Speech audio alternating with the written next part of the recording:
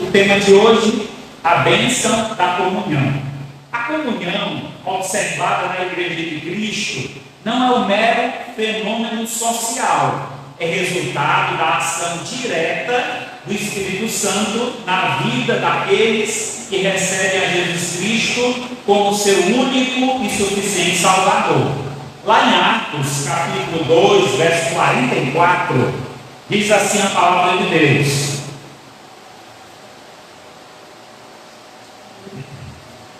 Atos 2, 44.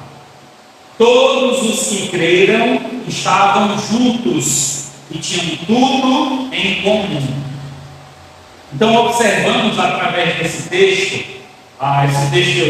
o seu contexto é a apresentação da igreja primitiva, o início da igreja cristã, que o que é mais forte nesta igreja que nós podemos observar é a comunhão que esses irmãos tinham, em repartir o pão de casa em casa, em orar uns pelos outros, em serem perseverantes na doutrina, na comunhão e em tantos outros aspectos que estão atrelados à igreja do Senhor. Então a comunhão é um aspecto, digamos assim, prioritário dentro da comunidade cristã.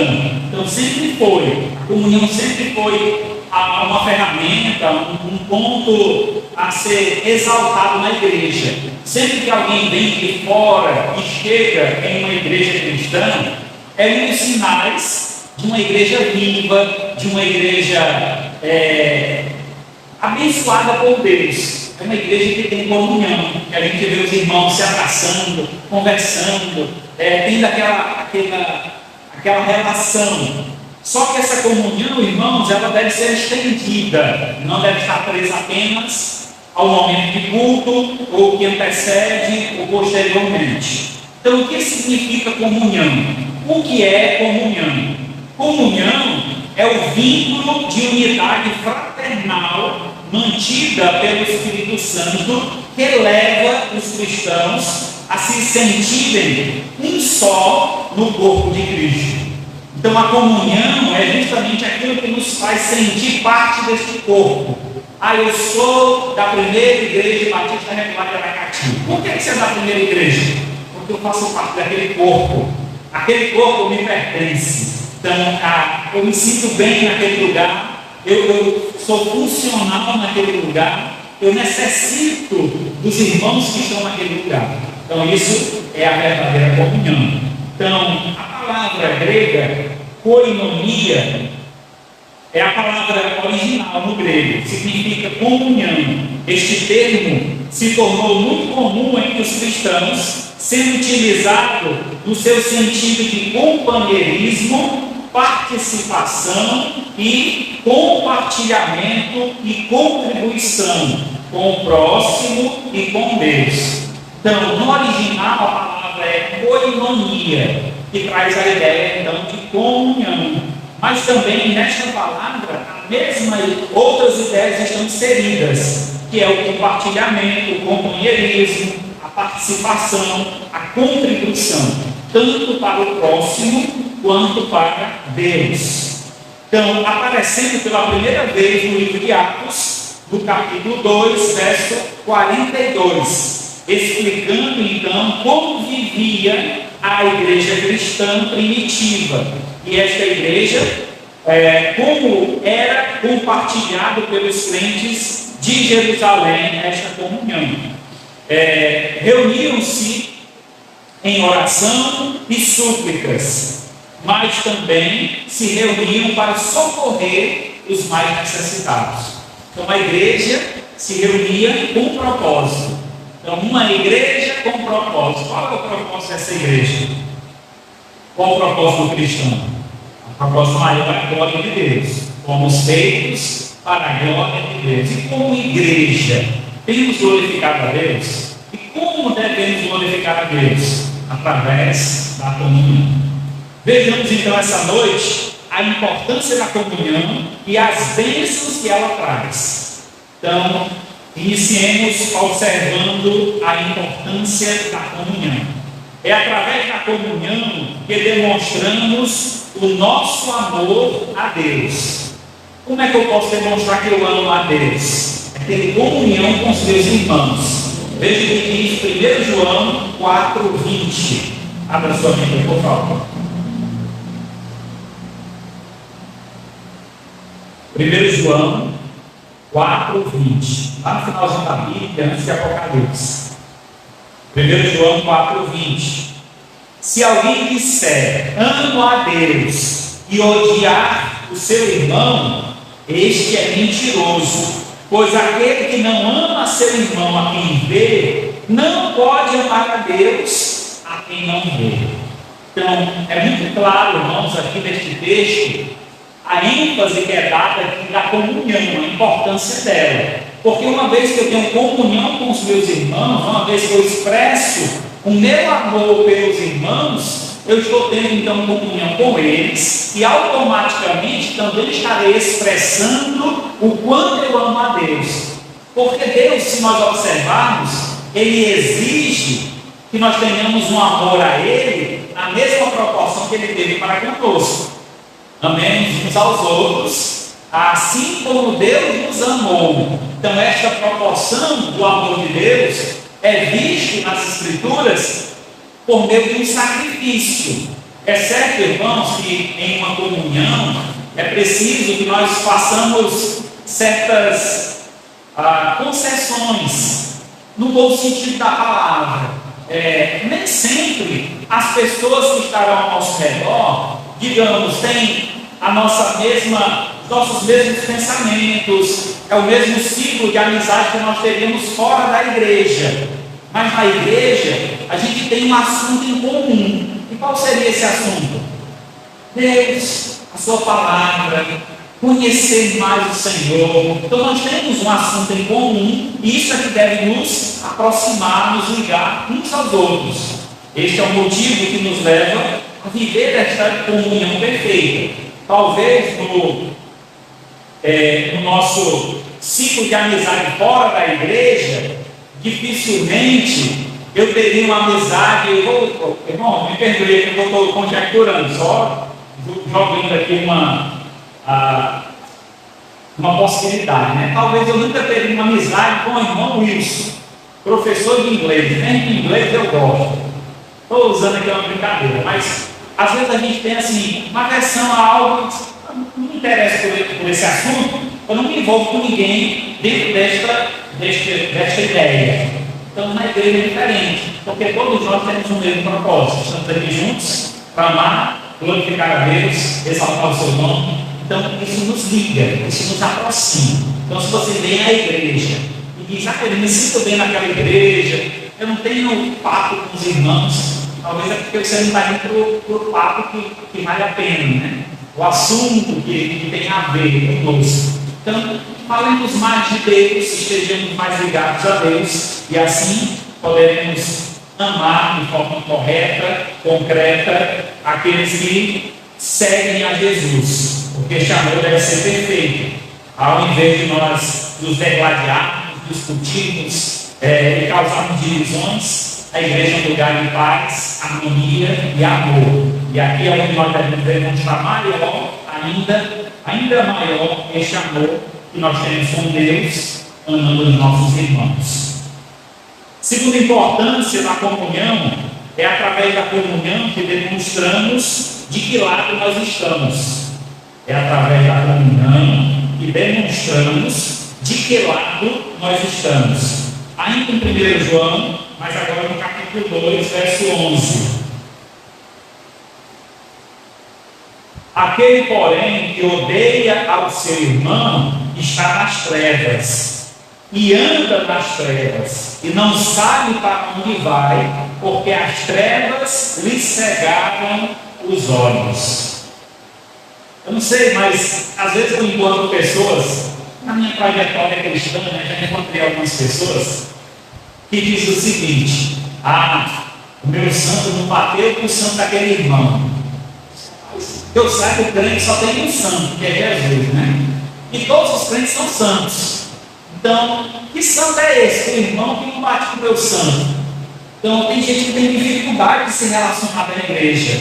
Então, a gente não deve, irmãos, estar encontrando certa dificuldade, a gente deve se aproximar, deve quebrar as barreiras. E você, que se considera mais maduro, que tem um entendimento maior da Escritura, é você que deve ser o facilitador. Às vezes a gente tem dificuldade de aproximar-se, principalmente quem chega, tem dificuldade de se aproximar, porque é um ambiente diferente para eles, é um ambiente onde eles estão chegando. Então a regra de educação é que quem está no meio deve então abrir a porta. Quem está no ambiente é que deve abrir o acesso para quem está chegando. Então a gente deve ser facilitadores dessa comunhão, desse relacionamento. E quando nós não facilitamos, não demonstramos de que lado nós estamos, fica difícil trazer mais pessoas para o nosso lado. Esses dias passados, alguns já meses, das eleições, a gente tinha aquela discussão política muito cruel, que causou divisão até nas famílias, grupos de WhatsApp, guerra, pessoas saindo dos grupos por conta de política. E sabe, muitas vezes aquelas questões poderiam ser resolvidas com palavras sadias, com conhecimentos, digamos assim, maduros. Tem um diálogo maduro, mesmo que você não concorde com o irmão, mesmo que aquela ideia não bata com a sua, você ser simpático em ouvi-lo, em dar ouvidos, expressar, irmão, eu entendo a sua visão, mas eu não concordo por isso, por aquilo. A Bíblia diz assim, nós devemos agir dessa forma. Então, a gente tem que ter essa forma, ser mais solícito, mais simpático, para que então possamos agregar, mostrar para que lado nós andamos. Olha, na verdade eu não sou nem de um, nem do outro, eu sou de Cristo. Então, a quem é que eu vou escolher? Aquele que estiver mais perto de Cristo, aquele que estiver trazendo coisas para o lado de Jesus. É este que eu vou seguir. Então, a gente deve entender estas escolhas que tomamos e direcionar as pessoas para andar para o mesmo destino, para o mesmo fim. Então, quando eu via aquelas brigas, na verdade eu ficava muito triste, principalmente com cristãos brigando por política. Porque, na verdade, a gente faz uma discussão dessa, cria briga, divisão dentro da igreja, dentro da nossa família, e depois os políticos estão lá tudo reunidos, achando graça, comendo o churrasquinho deles, e nós estamos separados por conta de uma discussão boa. Então, não vale a pena. Nosso lado é o lado de Cristo. É desse lado que nós devemos estar, e é para esse lado que nós devemos trazer as pessoas. Então, discussões aleatórias com relação a este mundo e com outros assuntos, deixa isso de lado, deixa isso para trás, olha para frente, busca estar relacionando as coisas com o céu, com o reino de Deus, e conduzindo as pessoas para esse mesmo aspecto. Porque a gente não vai mudar o mundo. O mundo jaz no maligno. Nós não vamos mudar esse mundo. Esse mundo nunca vai ser o céu. O céu Deus está preparado, já está preparado. O apóstolo João, ele viu novo céu e nova terra. Este céu e esta terra que nós conhecemos, disse ele que já passaram. Então, um dia nós habitaremos nesse novo céu e nova terra. Então, para que ligar por esse céu e por essa terra? Isso vai ficar aí, um dia vai ser destruído e nós devemos habitar num reino celestial. E é para este lugar que nós devemos olhar, é para este lugar que nós devemos seguir, e devemos comungar com aqueles que têm a mesma visão e observam o reino de Deus com alegria. Terceiro lugar, é através da comunhão que demonstramos para onde estamos indo. Então, demonstramos de que lado nós estamos, se estamos no lado de Jesus. Agora, para onde estamos indo? Filipenses 3, 17 a 19. Irmãos, sede imitadores meus, observai os que andam segundo o modelo que tendes em nós, pois muitos andam entre nós, dos quais repetidas vezes eu vos dizia, e agora vos digo, até chorando, que são inimigos da cruz de Cristo.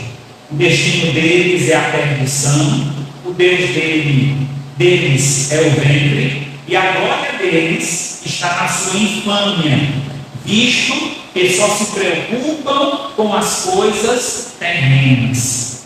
Então, a preocupação do cristão, a nossa comunhão, deve nos levar a olhar sempre para o alto, para o autor e consumador da nossa fé, nosso Senhor Jesus Cristo, e observarmos que de lá vem todo o benefício, todo o favor, todas as bênçãos, e estarmos então direcionando nossas vidas para onde nós estamos indo, irmãos. E desde estando aqui na terra, estarmos preparando para a habitação do Reino Celestial. Hoje pela manhã nós falamos um pouco sobre a questão de divisão entre denominações.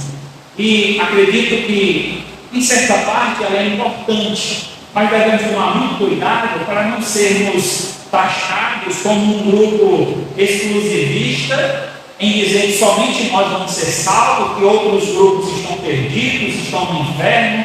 Então, tenhamos cuidado disso, porque, irmãos, a observação deve nos levar a entender que lá no céu não haverá divisão denominacional. Lá não vai ter a ala dos batistas, a ala dos pentecostais, a ala dos presbiterianos, a ala de tal grupo. Não haverá essa divisão. Quem vai para o céu? Todos os filhos de Deus, os servos do Senhor, aqueles que creram em Jesus e obedeceram, seguiram os seus mandamentos. Estes estão inseridos em várias denominações. Não acredite você, porque está em uma igreja batista regular, que você já está garantido que vai para o céu. Nesse sentido, eu sou dessa denominação e quem é dela vai para o céu. Não, a garantia que nós temos não é essa. A garantia que nós temos é no favor divino, do sangue de Cristo que foi derramado na cruz por nós. E aquele que tem essa fé e essa crença de que eu sou salvo em Cristo Jesus, isso não vem das obras, mas da fé que eu tenho nele e pela graça que ele me concede, esta salvação. Então, se você crê, independente de qual grupo religioso você está inserido, você será levado para o céu. Então, isso é claro. O objetivo final é este. Cristo veio buscar e salvar os perdidos. E os perdidos estarão inseridos em vários grupos cristãos. Então tenhamos este cuidado. Então, de forma resumida, nós observamos aqui três importâncias da comunhão. A comunhão demonstra o nosso amor para Deus, a comunhão demonstra de que lado nós estamos, e a comunhão demonstra para onde estamos indo. Já vimos então a importância da comunhão. Vejamos agora como é perigoso rejeitar a comunhão. Quem rejeita a comunhão, o que ele está prestes a receber. Rejeitar a comunhão é andar errante. Não tem coisa pior, olhando aqui no aspecto de ovelha, não tem coisa pior do que você andar sem um destino, sem um final. Você está vivendo para quê? Não, estou vivendo por viver. Estou empurrando para a barriga. É a teologia do Zeca Pagodinho. Deixa a vida me levar, né? Então, essa teologia não funciona. Na realidade, o final, o destino da vida de quem não está ligando para ela, o final dela é terrível. É o inferno. É um lugar de sofrimento, de dor. Nós precisamos entender que a vida tem um preço. Jesus pagou o preço pela vida. Ele é a própria vida. Ele veio para nos dar a vida. E aquele que recebe Jesus como Senhor e Salvador de sua vida, ele recebe vida eterna, vida sem fim, uma vida perfeita, que a Bíblia até aponta como uma vida abundante. Isso quer dizer, uma vida sem falta alguma, porque Deus é quem supre todas as necessidades. Sendo assim, aquele que rejeita a comunhão, está junto com a igreja, participar das coisas de Deus, ele está perdendo o rumo, o caminho da vida, o destino para onde ele vai. Então, Provérbios 11:14 diz: Não havendo sábia direção, cai o povo, mas na multidão de conselhos, a segurança. Irmãos, onde é que nós ouvimos uma palavra que conforta o nosso coração? Onde é que nós ouvimos uma palavra que nos direciona? Onde é que nós ouvimos uma palavra que muitas vezes nos confronta, vai contra os nossos pensamentos? É na igreja. É o lugar onde nós somos confrontados quanto ao nosso pecado, quanto à nossa vida comum, e nos é exigido uma mudança, uma transformação. Então, uma das características do cristão, para que alguém se torne cristão, é necessário haver uma conversão. E essa palavra convergir é mudança de direção. É aquele que andava apenas para satisfazer a sua vontade, e agora ele deixou de mão esse caminho, e ele agora anda em direção a Deus, para fazer e satisfazer a vontade do Senhor. Então essa é uma característica cristã. E para que haja essa mudança, essa transformação, claramente é necessário participar de uma comunhão, é necessário fazer parte de um grupo, para que então você entenda qual o caminho correto, por onde deve andar, e assim encontrar paz, encontrar harmonia, encontrar o destino para a sua vida e para a sua caminhada. Você não tendo esta comunhão, não convivendo com os irmãos e aprendendo com eles, fica difícil de acertar o caminho. Jesus é o único caminho. Então não é possível ir para o céu sem Jesus Cristo. Mas esse caminho não se anda só. É necessário estar junto com a sua igreja, caminhando junto e traçando este caminho que Deus determinou. Em segundo lugar, rejeitar a comunhão é trabalhar dobrado. Tem um ditado que diz: o preguiçoso trabalha 2 vezes. Então, entendemos que o trabalho sempre é árduo, todo trabalho é difícil, não tem trabalho fácil. Por mais que nós tenhamos uma atividade ou outra que aos olhos de alguém possa ser fácil, mas só sabe quem está ali na luta. Quem olha geralmente para o pastor, imagina, o trabalho de pastor é fácil, ele chega lá no domingo, fala algumas palavras e pronto, né?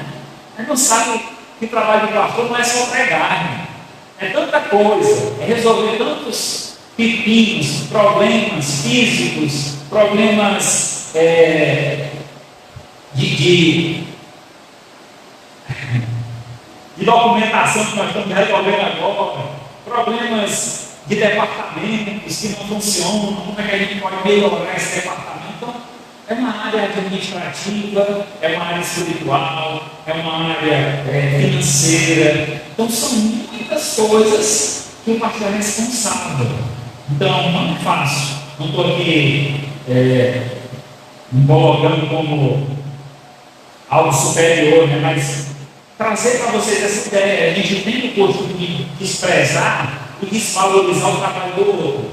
Então é importante que um trabalho, para ser bem feito, né, precisa haver dedicação. Mas o trabalho também ele pode ser bem feito quando ele é bem distribuído, ele é bem dividido. Então uma atividade como um ministério pastoral, ele é muito puxado para uma pessoa só. Imaginemos, irmãos, eu tenho que sair na rua convidando pessoas para vir para a igreja, eu tenho que preparar a mensagem, eu tenho que fazer a limpeza da igreja, eu tenho que consertar as coisas que quebram na igreja, eu tenho que resolver problemas administrativos da igreja, eu tenho que organizar as finanças da igreja. É muita coisa para uma pessoa fazer sozinha. Por isso que nós temos uma diretoria, que a gente divide, você fica com isso, você fica com aquilo. Por isso que nós temos os departamentos, você cuida das crianças, você dos jovens, você das senhoras. Imaginem, se tudo tiver só eu que fazer, seria difícil.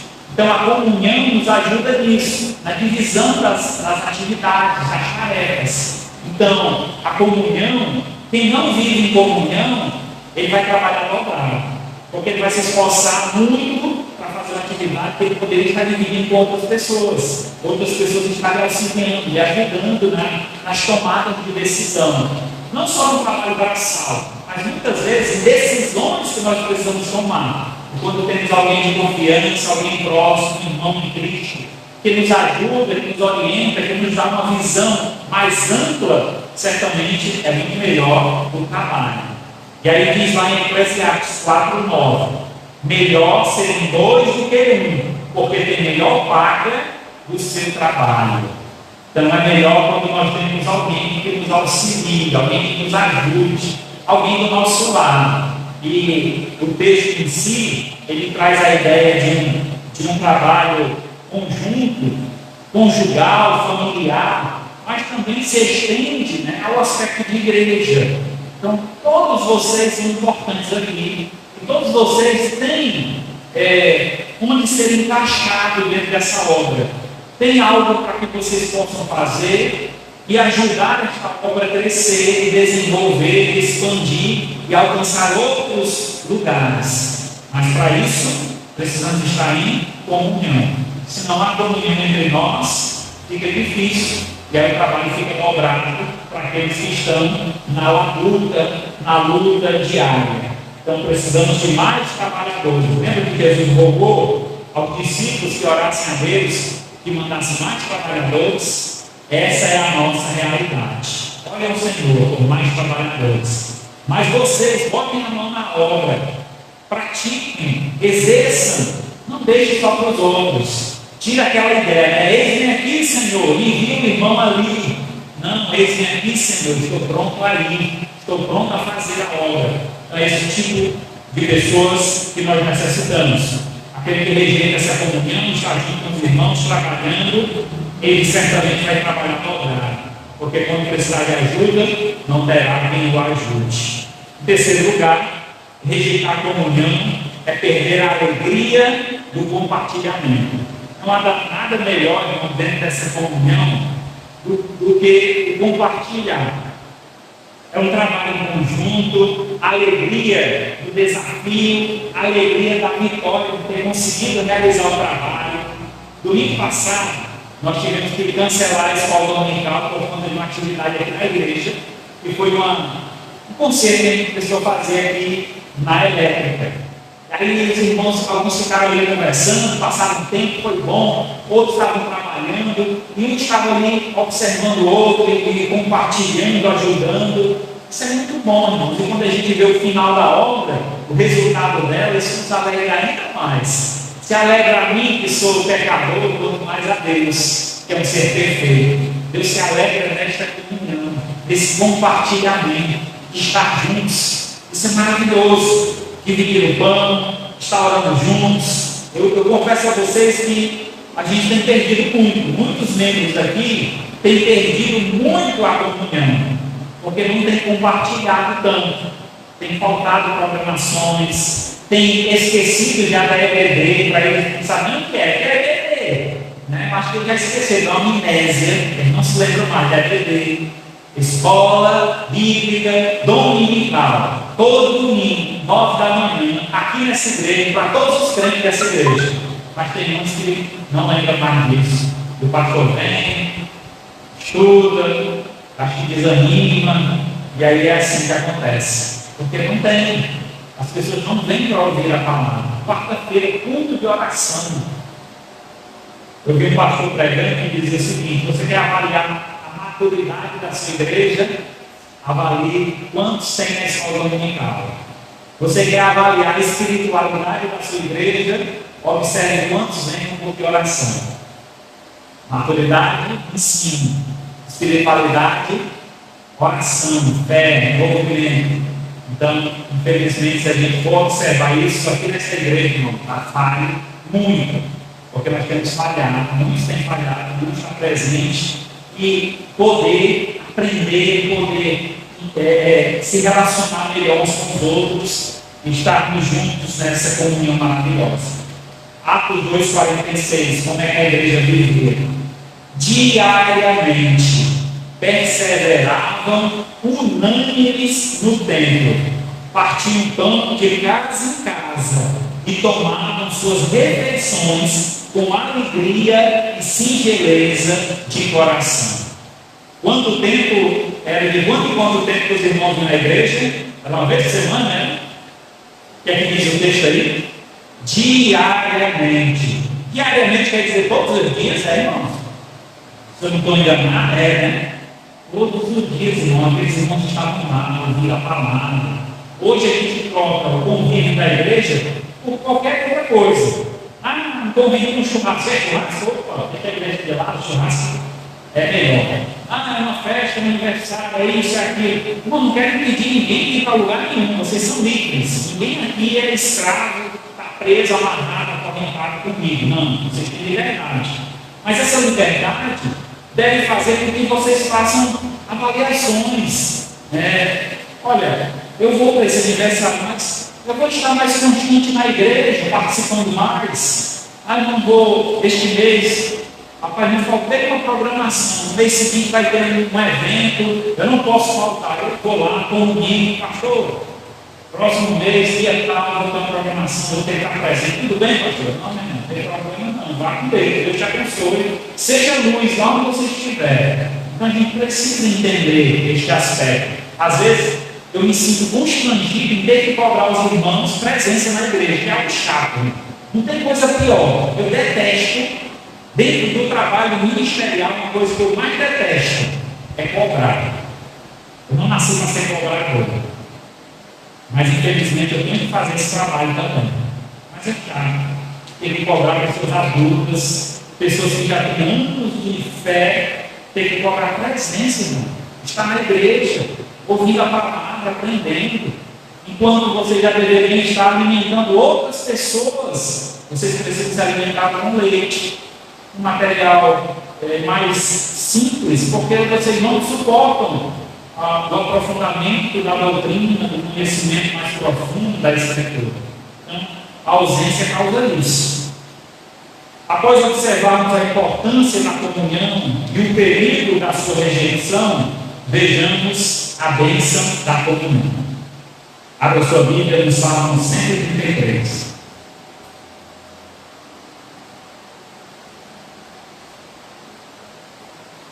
Salmo 133. Ó, como é bom e agradável viverem unidos irmãos. É como óleo precioso sobre a cabeça, o qual desce para a barba de Arão, e desce para a gola das suas vestes. É como o orvalho do Hermon, que desce sobre o monte de Sião. Ali ordena o Senhor a sua bênção e a vida para sempre. Irmãos, temos aqui um salmo de romagem. Este é um salmo de Davi. É um salmo, então, que é entoado, cantado durante a peregrinação ao templo. Então, os povos que vinham de outras regiões, fora de Jerusalém, para adorar ao Senhor no templo, eles vinham cantando e adorando ao Senhor. Alguns dos salmos, e este era um destes, que então retrata com clareza o que é a comunhão e o valor desta comunhão. Então, a comunhão aqui nesse texto, como diz aqui, o salmista traduz o prazer que nós temos em caminhar alegremente com outras pessoas. É um tipo de bênção que não temos como desfrutar sozinhos. Não tem como ter comunhão sozinho. Está tendo comunhão, eu estou sozinho em casa assistindo aqui a live. Ei, você que está na live, vem para cá, no próximo domingo, sai daí, vem para cá.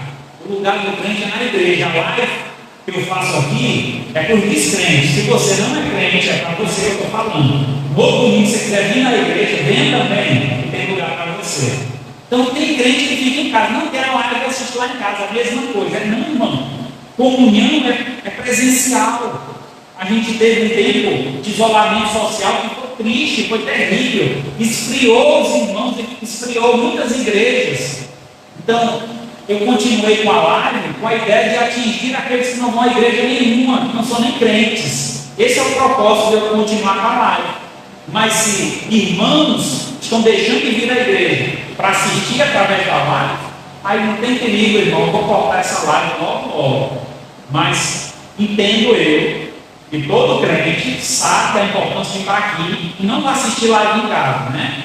A não ser que esteja viajando, esteja doente, por outro propósito. Aí eu recebo e aceito a sua presença em casa. Mas não sendo, o lugar do crente é na igreja. Então, não tem como ter comunhão sozinho. É preciso estar na companhia de outros para vivenciar a experiência da comunhão por completo. Então, vejamos, a comunhão, o que ela nos proporciona? A comunhão, ela proporciona a bênção fraternal. No versículo 1 diz: como é bom e agradável viverem unidos os irmãos. A união, irmãos, ela é boa em todo lugar. Você trabalha numa empresa, e uma empresa que as pessoas trabalham juntas, tem ali uma certa interação com os outros. Não existe aquela batalha, aquela luta para passar um por cima do outro, para tomar o cargo do outro, porque tem empresa que é assim, é muito ruim. Mas quando estamos em um lugar, em um ambiente que há uma harmonia, uma comunhão de trabalhar junto, esse trabalho passa, a gente nem se percebe, rapaz, o dia foi tão rápido, a gente até se alegra de trabalhar, é tão bom estar junto daquelas pessoas. Então, este é o valor da comunhão. Ele traz alegria, satisfação, ele é agradável. Então, a nossa união, irmão, deve estar proporcionando isso. A comunhão da igreja deve proporcionar isso: alegria, prazer, satisfação, gratidão. Deve ser agradável o tempo que nós passamos juntos. E se isso não está acontecendo, a gente tem que movimentar, tem que mudar. Temos que comunicar um com o outro o que a gente pode fazer para melhorar a nossa comunhão. Isso precisa ser discutido, irmãos. Eu estou falando a vocês, mas talvez há coisas que vocês precisam falar para mim.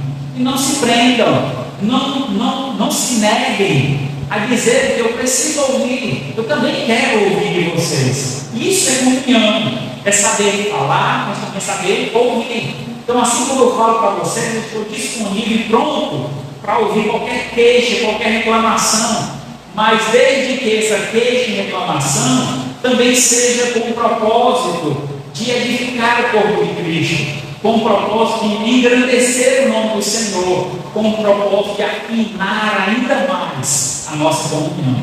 Então isso traz valor e é benfeitor para nós. Então a comunhão que proporciona a bênção da fraternidade, a gente pode ver também em 1 Pedro 1,22. Tendo purificado a vossa alma pela vossa obediência à verdade, tendo em vista o amor fraternal não fingido, amai-vos de coração uns aos outros ardentemente. Irmãos, hoje, quando chegamos aqui na igreja, eu vi uma cena que reflete o que é o amor fraternal não fingido.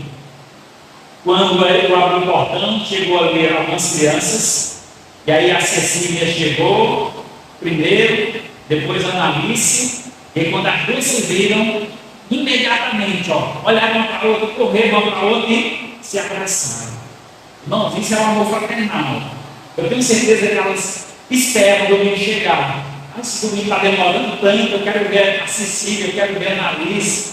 Então, esse amor de querer estar junto, de ver o irmão, de compartilhar com o irmão, a fraternidade, ela traz essa ideia, companheirismo, de querer abraçar o irmão, de querer saber como é que ele está, mas de coração sincero, irmão. Não é só da boca para fora, não. Às vezes a gente cumprimenta as pessoas na rua, né?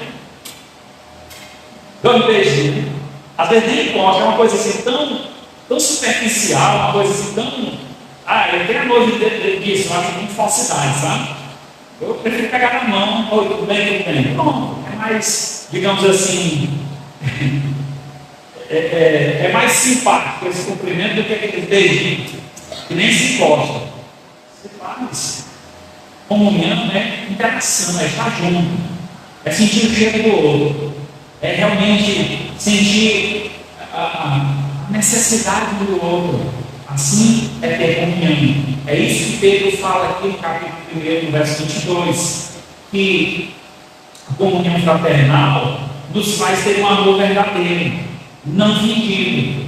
E dizer, irmão, senti sua falta, você não veio domingo passado, senti sua falta. E se isso não for verdade, irmão, não fale não.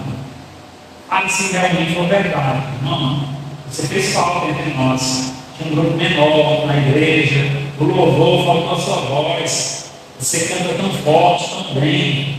Então a gente precisa exaltar os pontos positivos de cada pessoa. E às vezes quando a gente olha para o irmão, a gente quer sempre diminuir, mostrar que ele tanto faz a presença dele aqui ou não. Então, cada um é importante. E amar de verdade, como diz aqui o texto, amai-vos de coração, uns aos outros ardentemente. Esse ardentemente aqui faz a ideia de uma paixão. Como você ama, por exemplo, a sua namorada, a sua esposa, o seu filho, e você, quando está distante dele, quando você viaja e volta para casa, aquele abraço que você recebe das pessoas que te amam. É esse tipo de amor que precisa haver entre nós. Um amor de proximidade, um amor de estarmos juntos e desejar estar juntos. Em segundo lugar, a comunhão proporciona a bênção terapêutica. Que terapia há a comunhão? Não muitas. O homem não foi feito para estar só. Diz a Escritura que quando Deus fez o homem e deu a ele a responsabilidade de dar nome aos animais, e Deus observou que todos os animais tinham o seu parceiro, né? Tinha lá o seu cônjuge.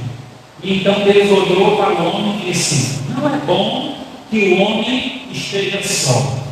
Para ele uma auxiliadora, ele seja idôneo.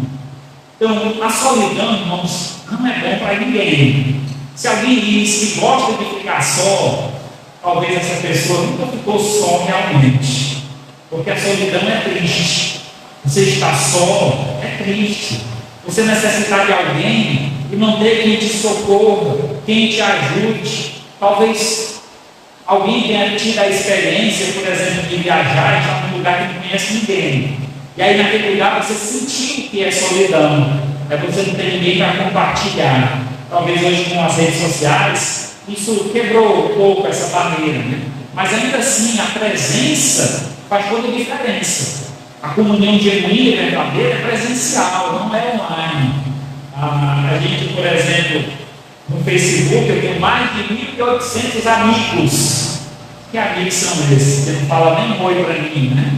Então, dos 1.800, talvez eu tire 2 ou 3 que realmente tem comunhão, se importa, às vezes pergunta como é que está, como é que não está, o que é que está passando, está precisando de alguma coisa. São 2 ou 3. Eu tenho um pastor amigo que dizia, um idoso já, ele dizia assim: olha, você precisa ter no mínimo 4 amigos. Por que, pastor? A gente tem que ter 4 amigos. Porque no dia que você morrer, você tem 4 pessoas para carregar o caixão. Então você tem que ter pelo menos 4 amigos. E aí ele disse: olha, eu tenho esses 4 amigos. Aí ele estava numa conferência, né, num congresso, só de pastor. Aí ele apontou os 4 amigos dele, tudo velhinho, né? Aí um dos velhinhos levantou e disse assim: rapaz, foi você morra logo, porque senão eu vou primeiro. Então, a gente precisa estar próximo de pessoas, precisa ter essa comunhão, porque ela é terapêutica, ela nos ajuda. Então, no isolamento, muitos adoeceram, passaram por depressão, ansiedade, pelo isolamento. Tiago 4,14 diz assim: está alguém entre nós doente? Chame os presbíteros da igreja, e estes façam oração sobre eles, ungindo com óleo em nome do Senhor. Aqui no texto do Salmo 133, no verso 2, ele diz assim: como é como óleo precioso na cabeça, é como óleo precioso sobre a cabeça, a qual desce para a barba de Arão, e desce para a gola de suas vestes. O óleo que o texto se refere era o óleo da unção, que era dado ao sacerdote. Então, quando ele era consagrado ao Senhor, era posto um óleo na sua cabeça. Esse óleo era abundante ao ponto de escorrer sobre a sua face e para a sua barba e descer para a gola da veste. Este óleo ele era purificador, dava àquele homem A ideia de agora ele estava consagrado, separado, limpo, purificado. E a comunhão é comparada a este óleo. Então, o óleo no Antigo Testamento, né, nos tempos bíblicos, ele tinha muitas funcionalidades. O óleo servia para fazer perfume, por exemplo, essências fortes, elas são oleosas. Então, ali ela é diluída para virar perfume, mas na essência ela é oleosa. Então, era o bálsamo que foi derramado nos pés de Jesus. Lembra aquela mulher derramando um bálsamo nos pés de Jesus, ungindo Jesus Cristo? Então, aquilo era caríssimo, era um óleo precioso, e aquilo tinha o valor do salário de um ano que aquela mulher derramou nos pés de Jesus. Então, o óleo traz essa simbologia de terapêutico, a simbologia de trazer alívio, trazer paz, purificação, limpeza. E alguém para estar bem, ele precisa estar limpo, purificado. Muitas enfermidades vêm a nós através do quê? Da impureza, da sujeira. As pessoas que não gostam muito de tomar banho, que não gostam muito de escovar os dentes, aí aparece um monte de problema, né? Nos dentes, no corpo. A limpeza, a purificação é necessária também para que estejamos bem saudáveis. Então, a terapia do Senhor para nós é a unção de Deus. Então, nós necessitamos de sermos ungidos por Deus. E essa unção, irmãos, traz a ideia de sermos consagrados a Deus. A unção é puramente uma consagração. Então, quando o profeta era consagrado, era derramado esse óleo, ele estava sendo separado, purificado, limpo de todo o pecado, para ser usado por Deus. Então, a terapia do Senhor e a comunhão proporciona é podermos ser purificados através uns dos outros. Então, a experiência do irmão divide comigo, eu aprendo com ele, e já não passo por aquela dificuldade, porque aprendi com o irmão, diante da experiência que ele teve, com o Evangelho, com o Espírito Santo, com a Palavra de Deus. Então, assim, vou crescendo na fé. O texto de Tiago, quando ele manda que os doentes chamem os presbíteros da igreja, esses presbíteros geralmente andavam com um vidrinho de óleo, esse mesmo óleo da unção, e eles colocavam sobre o enfermo, às vezes sobre o próprio ferimento, ou sobre a sua cabeça, trazendo alívio. Alguns desses óleos, eles traziam uma sensação de refrescância, e aí eles usavam esse óleo para trazer uma certa paz diante de alguém que estava atribulado. Assim é a comunhão, quando estamos juntos, unidos, sentimos esta paz, essa harmonia, que é necessária para as nossas vidas, para nos trazer saúde espiritual. Terceira e última, a comunhão proporciona a bênção da generosidade. No verso 3, ele usa um outro comparativo, que é o orvalho, comparativo com a comunhão. Ele diz: é como o orvalho do Hermon, que desce sobre o monte de Sião. Ali ordena o Senhor a sua bênção e a vida para sempre. O Hermon é um dos montes mais altos em Jerusalém, 2.800 metros de altura. Esse monte ele é tão alto que o seu pico fica congelado.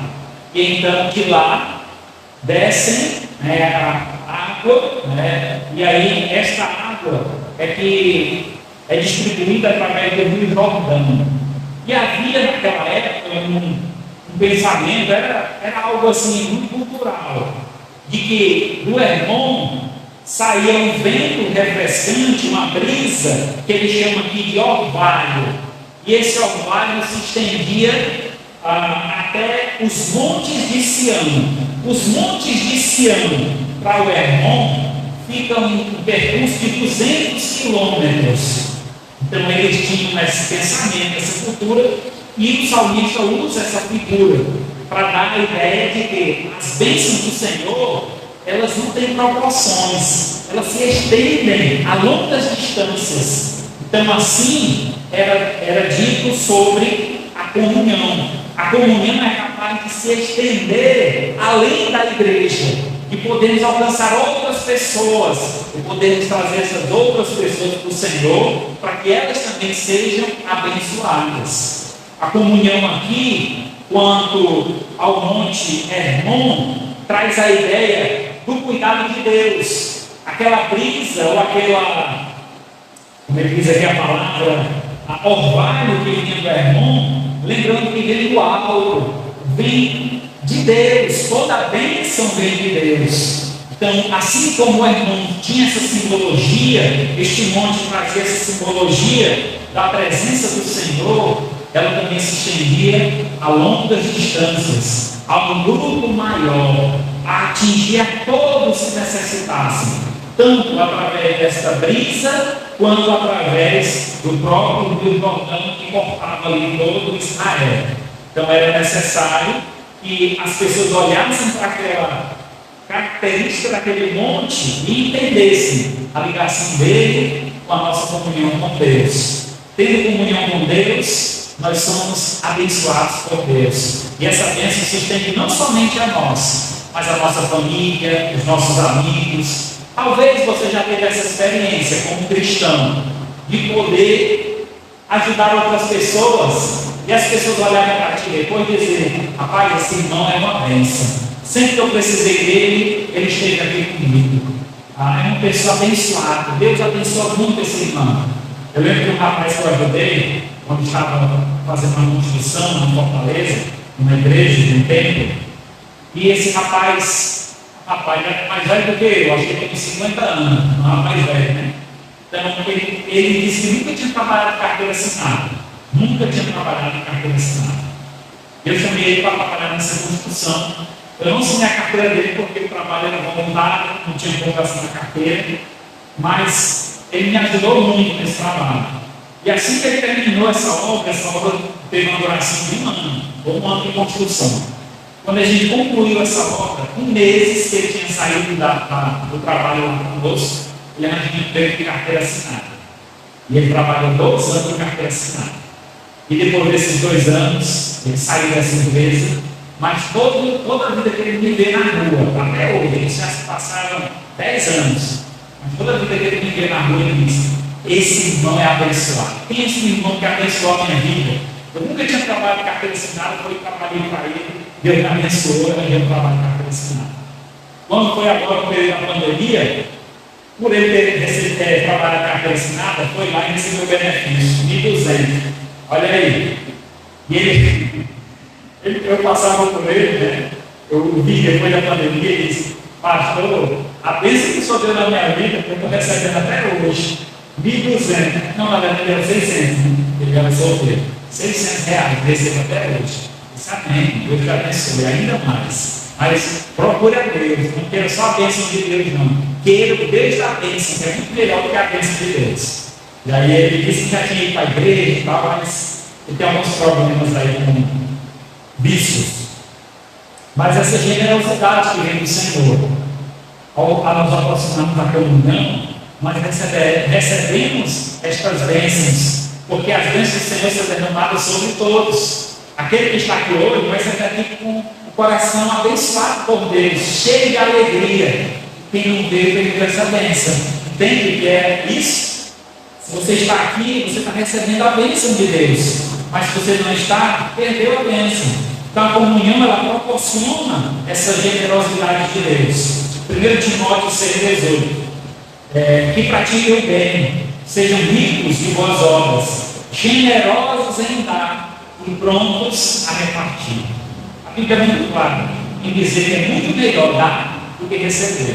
Quando você dá alguma coisa, isso significa que você está numa posição melhor, que pode ajudar outra pessoa.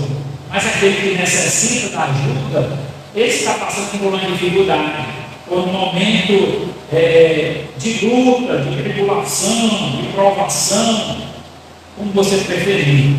Então entendemos que poder ajudar alguém é reconhecer o quanto nós já fomos ajudados por Deus, o quanto Deus já tem nos abençoado. Assim como Deus tem sido bênção na minha vida, eu quero ser bênção na vida de todos aqueles que Deus colocar diante de mim ou na minha vida. Concluindo então, a bênção da comunhão é saber compartilhar a graça divina, tendo o amor de Deus como base desse relacionamento e usando a reciprocidade como ferramenta de compartilhamento. 1 Coríntios 10, 1:10. Rogo aos irmãos, pelo nome do nosso Senhor Jesus Cristo, que falei todos a mesma coisa, que não hajam entre nós divisões, antes sejais inteiramente unidos, na mesma disposição mental e no mesmo parecer. Então, o desejo do Senhor, meus amados irmãos, é que nós andemos em comunhão, e a comunhão certamente trará muitos benefícios para a nossa vida. Nós poderemos desfrutar destes benefícios e também poder transmiti-lo a outros. E assim Deus use cada um de vocês desta forma, em comunhão, em compartilhamento, em contribuição para com a obra de Deus, ajudando a outras pessoas a alcançar também esta graça divina, que é viver em união com o Senhor.